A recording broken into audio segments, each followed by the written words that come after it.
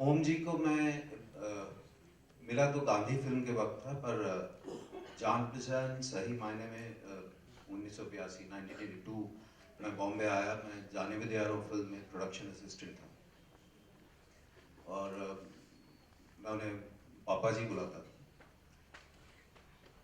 और मैं इतना जानता हूँ कि एक्टर अच्छे आदमी सभी जानते हैं, पर ये जिस तरह का काम करके गए, चाहे हिंदुस्तान में हो चाहे हॉलीवुड में, सही मायने में अभी तक किसी ने हॉलीवुड सही मायने में अभी तक अगर हिंदुस्तान में किसी ने किया है तो वो ओम जी ने ही किया है।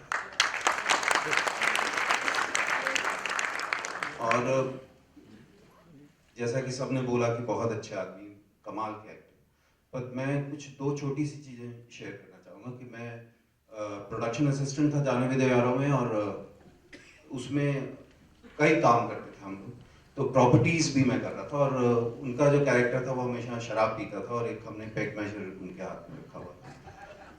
तो जब भी कभी शॉर्टकट होता था तो मैं उनके पास जाता था कि वो पेग मेजर दे दीजिए। तो कुछ घंटे के बाद उन्होंने मुझे बोला, यार तो फिक्र ना कर, लंबी ब्रेक होगी तो आना, नहीं तो मैं संभाल के रखूंगा, क्योंकि मुझे लगता था प्रॉप संभालना, और वही हुआ। वो पेग मेजर कभी कहीं नहीं गया, या उनका प्रॉप कभी उन्होंने खोया नहीं, या उनके कपड़े तय होके शाम को मिलते थे। और फिर हमने कई फिल्में की बाहर, हम आउटडोर्स में बहुत टाइम एक साथ बिताया। एक फिल्म हमने की, ब्रिटिश फिल्म थी ब्रदर्स इन ट्रबल, जिसमें मैं लीड कर रहा था। और ये किस्सा मैं सुनाना चाहूँगा, उससे उनकी शख्सियत का पता चलता है। तो हमसे वहाँ जो ब्रिटिश प्रोड्यूसर्स थे उन्होंने मुझसे पूछा कि आप लंदन में कहाँ रहना चाहेंगे। तो मैंने उनसे कहा कि मैं गेल आउट रेस्टोरेंट के पास, if you can do arrangement, because my friend was working as a manager there. और हम जो भी हुआ उसके फाइनली हम एक फ्लैट गेल आउट के पास शेयर कर रहे थे, एक अपार्टमेंट। और जब पहले दिन हम पहुंचे तो उन्होंने पूरा घर का मुआयना किया, और फिर मुझसे कहा कि तेरे जो दोस्त हैं भाटिया साहब, उनसे पूछते हैं मसाले कहाँ मिलेंगे। तो मैंने कहा, पापा जी मसाले क्यों? नहीं, खाना बनाएंगे यार, पूरा इक्विप्ड किचन है। तो ऐसे नहीं नहीं, खाना खुना क्यों बनाएंगे, गेलॉट इसीलिए मैंने पास में बोला। और नीचे एक 24 आवर स्टोर है, कभी देर हो जाएगी तो वहाँ सैंडविचेस मिलते हैं। और नहीं यार, रोटी बनाएंगे। तो ऐसे मैं खाना नहीं बनाऊंगा, मैं बर्तन धो दिया करूंगा, मुझे खाना बनाना बहुत बोरिंग लगता है, मैं बनाऊंगा यार, तू चिंता ना कर। सो एनीवे, भाटिया साहब के पास से हमारे पास मसाले आ गए, और वो खाना बनाया करते थे। और कभी भी हमारी टेबल ऐसा नहीं हुआ कि हम सिर्फ दाल से सब्जी खा रहे हो, खाना खा रहे हो, हमारी टेबल पूरी भरी होती थी। और मैं एक सीन था, कभी कभी उसके लिए आटा ले आता था गेलॉट से, अब जस्ट टू रिहर्स कि मुझे रोटी बनानी। तो जो आटा साफ रहता था वो बोलते थे, ए तू छुआ था नहीं। और उसमें जैसे माएँ हमारी करती थी नहीं, कि रात की सब्जी बची है तो उसमें उसको स्टफ्ड परोंठा बना दिया।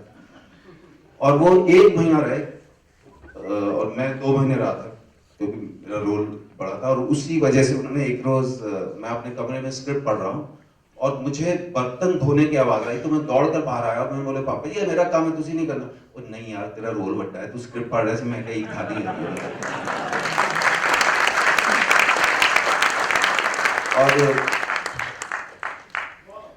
कुछ टाइम से मैं बहुत रेगुलर नहीं मिल रहा था, और हमने बहुत अच्छा टाइम बिताया। बहुत मुश्किल होगा भूलना। और अभी मुझे सिर्फ बार बार यही दिमाग में आता है कि अब मैं उनको चलते हुए कभी भी, वो यारी रोड सात बंगला से चलते हुए आ जाते थे। और शायद बहुत सारे लोगों को लगता हो कि अब मैं स्टार हूँ, कुछ ऐसा कभी फीलिंग नहीं थी उस आदमी। And I always miss him. और खासकर बहुत सारे कुछ आउटडोर्स किए, उसमें बहुत बहुत अच्छा टाइम बिताया। और कुछ आउटडोर्स ऐसे थे कि बहुत लंबे थे, सिटी ऑफ जॉय जैसे, या ये तो ब्रदर्स इन ट्रबल के टाइम तो 1 महीना एक ही अपार्टमेंट में रहना। एज एन एक्टर जो वो काम करके गए हैं, इवन यहाँ पर जो सबसे अच्छे एक्टर्स की बात कर रहा हूँ, उसमें भी बहुत ऊपर नाम आता है कोई साहब। चाहे सी ग्रेड फिल्म दे दीजिए, चाहे आप किसी भी तरह की इनको फिल्म दीजिए, वो अपने रोल में ऐसे समा जाते थे। एंड इंसान के तौर पर और एक्टर के तौर पर वो हमेशा एग्जाम्पल रहेंगे। एंड आई विश हिम जहां भी हैं खुश रहे। I always miss him. Thank you so much. मुझे एक चीज़ बहुत अच्छी लगी कि वैसे तो टाइम लिमिट नहीं है, सबको जाना है, पर जितनी बार भी गेट टुगेदर हुए हैं, ये 2 3 4 बार लोग मिले, जिस तरह से इंडस्ट्री आई है और जिस तरह से आई फील वेरी गुड कि इस तरह का उस शख्सियत को जो रिस्पांस मिला है। नहीं तो जनरली मैंने जो एक्सपीरियंस किया है कि अगर आगे पीछे फिल्म से जुड़ा हुआ कोई ना हो तो बहुत कम लोग होते हैं, लेकिन आई thank you all of you.